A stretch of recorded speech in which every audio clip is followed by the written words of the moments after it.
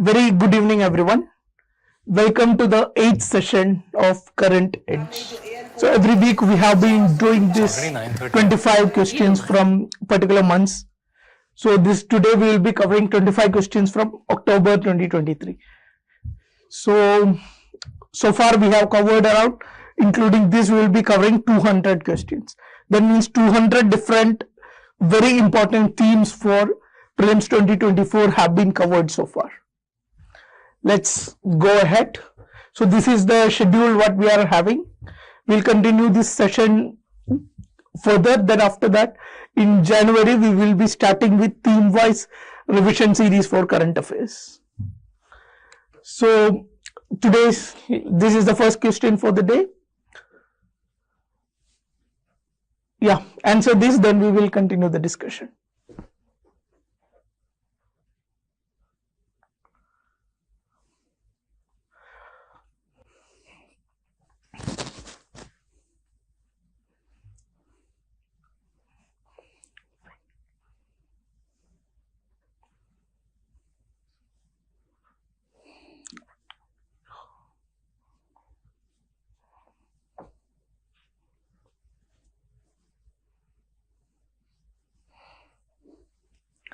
Yeah, I hope you have gone through the question.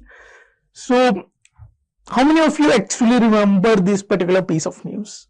Like something you have read 2-3 months, just 2-3 months back. At least somebody of you might be able to remember you have gone through this. For those who think that you have gone through this particular news, but still not able to answer this, still not confused between the statements, still not having clarity. For this, if you are lying in this range, one thing you should be very clear about.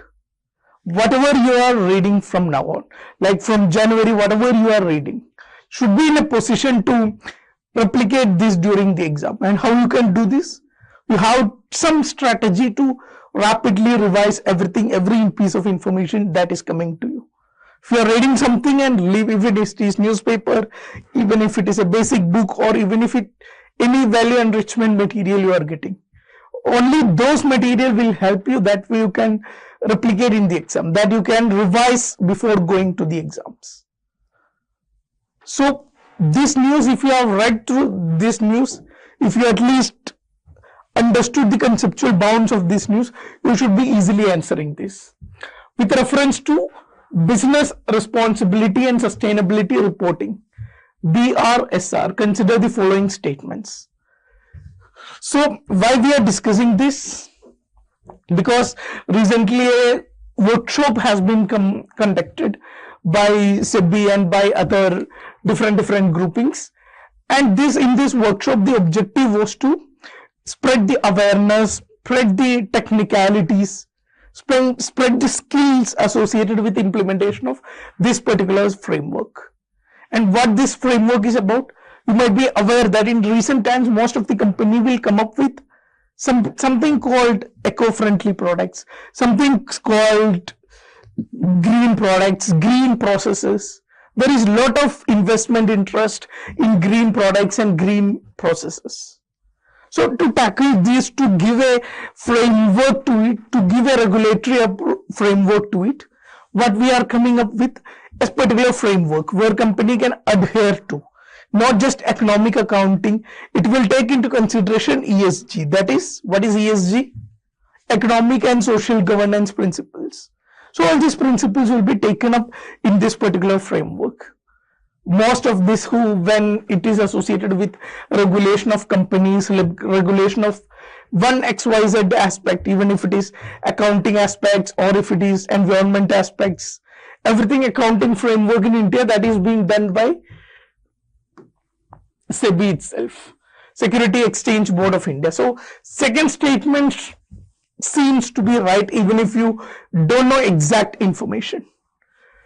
Now come to this first statement. It is a voluntary disclosure mechanism for top 1,000 listed companies to report their environmental, social and governance performance.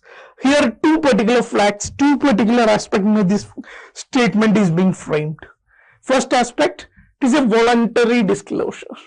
So what can be the opposite of this, or what can be the alternative to this? it is a permanent or it is a compulsory disclosure provision. Second, it was applicable to top 1000 company. Is it applicable to all companies, or is it applicable to companies from a particular sector, or is it applicable to companies who have beyond certain size, or working in certain areas like tribal areas or rural areas or eco-friendly areas? So these two things, you should have a clarity in answering this question. If you have read this news, this was so much in news. This framework is not something that has recently came up. This framework was put forward by SEBI in 2021. Now what happened in the recent past is, this framework has been made compulsory for top 1000 companies. So it is not a voluntary disclosure mechanism, it is a compulsory disclosure provision. Companies should come up with their environment and social governance statements along with the accounting and other formal statements. So this, in this regard, it is being incorrect statement, while top 1000 is a correct statement. So answer here will be box or B. So yeah, Indian Institute of Corporate Affairs and UNICEF in collaboration with National Stock Exchange held a workshop on business responsibility and sustainability reporting.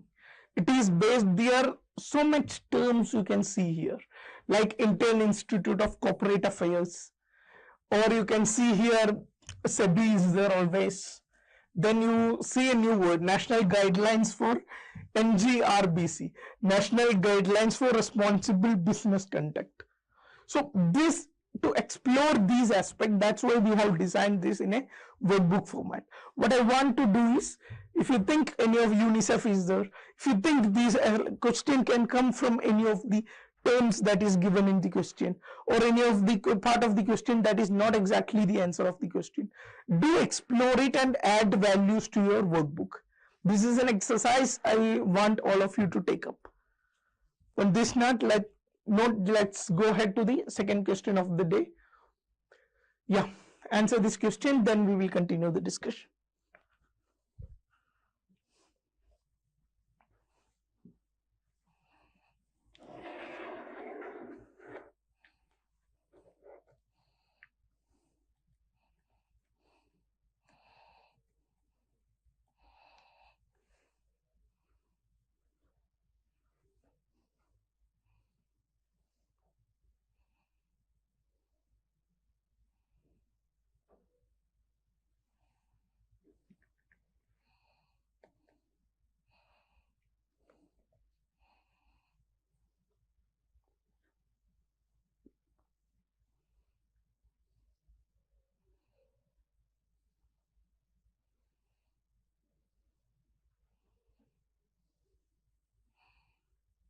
Yeah, I hope you have gone through the question.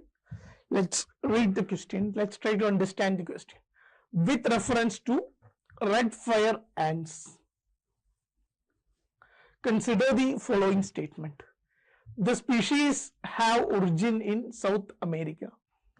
Okay, factual statement we have.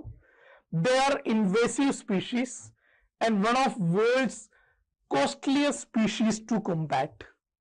One thing you can note here is, it is not specifically saying it is the costliest, or it is not specifically giving a particular rank to this, but it is saying one of the world's costliest. That means it's more like a generalistic statement. Very high chance this statement can be right. Their stings can cause allergies and fatal anaphylactic shock. So this is, you can at least relate with some kind of acid shock. You may be knowing about citric acid. You may be knowing about another acids which ants inject to the body. So a similar term to this. So acid shock, which can be related to a particular, this name is also having very harsh words like red fire. So it might be aggressive. Aggressive in the sense it may have inject huge amount of acidity or other elements in when it is biting. So the third statement is also high chance to be correct. Now if you Remember, it is a invasive species which have its origin in South America. You can answer this question with 100% surety. Here answer is C, all statements are correct. Again, why we are discussing this? Because what has been the current affairs or recent linkages associated with this? Recently what happened is, recently the study has been found that this invasive species is aggressively progressing throughout the Europe. And these are not simply ants. You can see these are very aggressive ants. And usually it doesn't go out. It was mostly rely in humid or hot conditions. Now, due to climate change, you can see so much of climatic aspects are changing. Europe, which is all normally a cold area, is experiencing huge phases of extreme hot weather. Now, due to these changes in climate, these ants are translocating or being aggressively growing in the European zone, and studies have found these has not just effect on humans, not just risk of biting, it has effects on cropping, it has effects on other ecological balance that is existing in this area. So these are the factual information associated with this. You can read it from here. These ants are also called Solenopsis invicta or red imported fire ants, RFIFAS. Red imported fire ants. Any of this term, if you find in the question, or sometimes even technical term or scientific names are also being asked in the paper. Solenopsis invicta. So their native place is South America. They are famous for their painful stings, aggressive behavior, making them nuisance for human and ecosystems alike. Color, you can see here reddish brown color, that's why it is called red fire ants. Size, it can vary from 2 to 6 mm, not huge in size but huge compared to size of the ants. Segmented body, that is typical ant body. Habitat, mostly mounds nest in open areas. Nest can reach up to 3 feet tall and cover several square feet. So you can see how big colony they are making. 3 feet height, up to that much they can build their nest. And it is when people some accidentally step on it or people come in contact with this net, they attack together, and that's why it is causing, it can potentially cause fatal injuries even to human beings. It can also nest in structures like walls, under floors, electrical equipments, etc.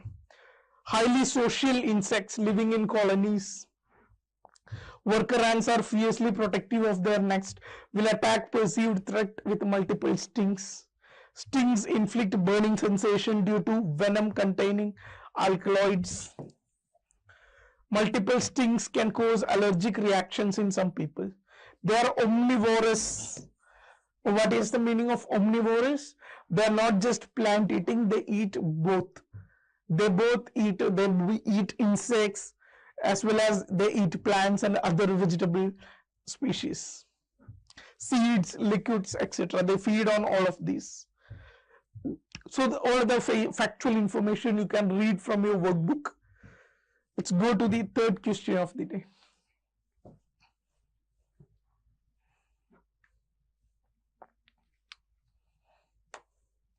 Small question comparatively.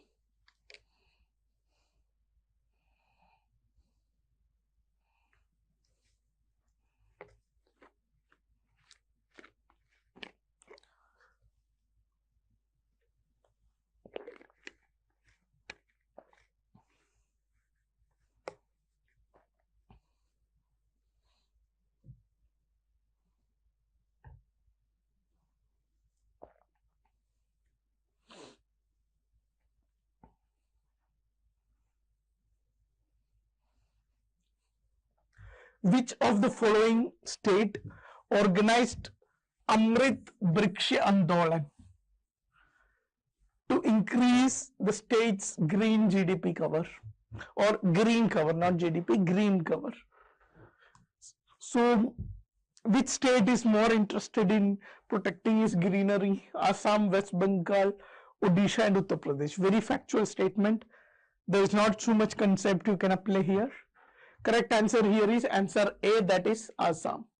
What this scheme is about? This scheme is about the Assam government recently organized a campaign called Amrit Briksha Andolan, aimed at increasing states' green cover by planting saplings, primary commercial trees. So what they are doing is they have kept a target. Goals like they have planted a record-breaking 1 crore. 1 crore trees across Assam in 2023.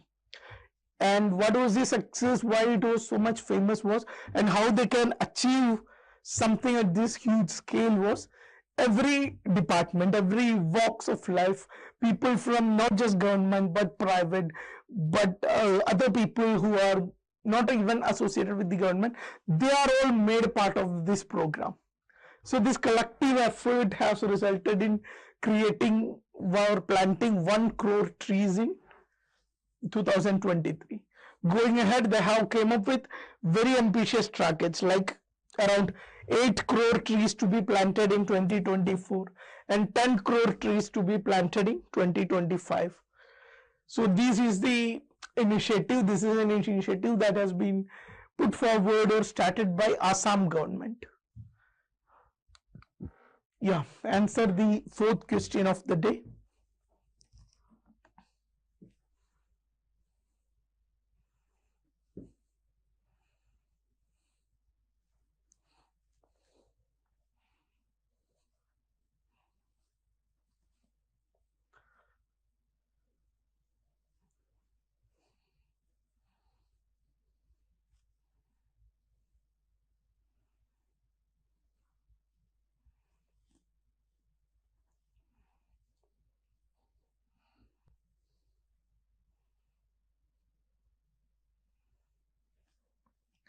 Yeah, let's go through the statement, or let's go through the question.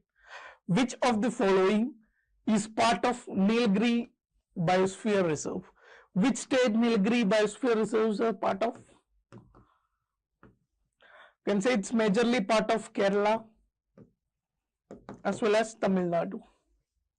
This much basic information I hope every one of you will be well aware of. Which of the following is a part of Nilgiri Biosphere Reserve, often seen in news? Madumalai Tiger Reserve. This kind of question often you get in about different biosphere reserves in India, especially those biosphere reserve from Chalam. We got a question in 2018. Similarly, we got a question often. So especially those biosphere reserves in South India as well as Northeast India, you should have absolute clarity. Which all are the national parks, which all are the major species, which all are different aspects associated with this national park, or if any news development, recent development has happened associated with this.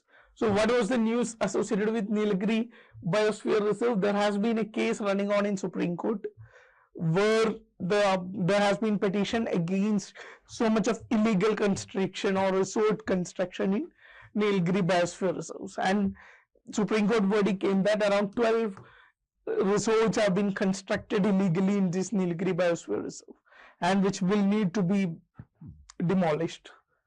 So it was majorly associated with Segur Elephant Corridor. So Segur Elephant Corridor is a part of this. Madumalai Tiger Reserve is also a part of Nilgiri Biosphere Reserve. Similarly, Mudumalai Mukurti Corridor, this is also another famous elephant corridor of this Nilgiri Biosphere Reserve. 3 of these are part of Nilgiri Biosphere Reserve.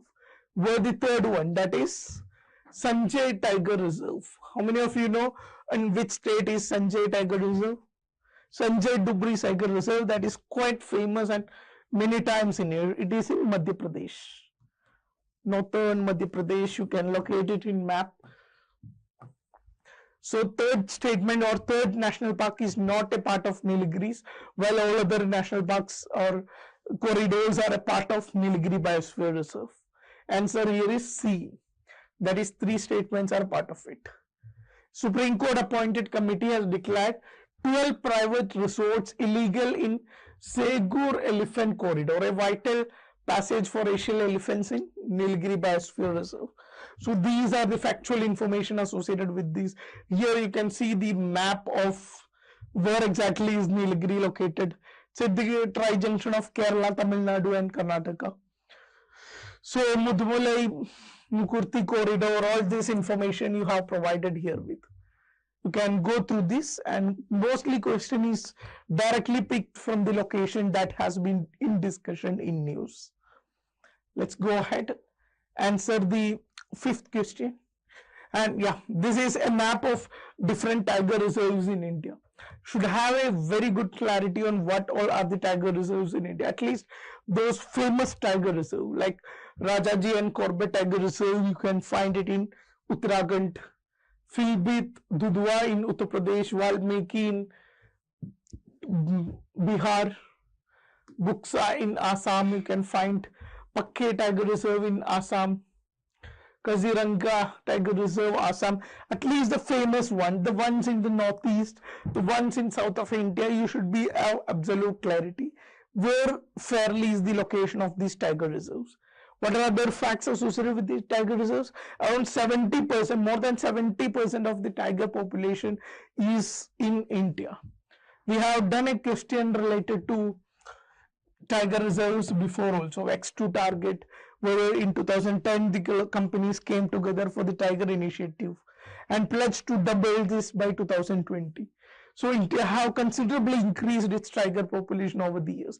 Around 70% of the world wild tiger population lies in India today. Now, which is the major act for protection of tigers? That is the Wildlife Protection Act 1972. It is under this act we categorize different protection status. This has been recently amended in 2022. You can remember under it is functioning under, which is a project or initiative under Ministry of Environment, Forest and Climate Change. Today we have 54 tiger reserves in India spread across 18 states. Quite factual informations. And tiger reserves will have two areas, core areas and buffer zone. Core area where no human activity will be allowed, completely left free for animals, where buffer zone regulated activities like ecotourism, like forestry, these kind of activities may be entertained in the buffer zone, but you need certain permissions even for doing these activities in the buffer zone. Now we have, for implementation of this project Tiger, we have this National Tiger Conservation Authority. This is functioning under Ministry of Environment, again functioning under Ministry of Environment, Forest and Climate Change. Let's go ahead, answer the fifth question of the day.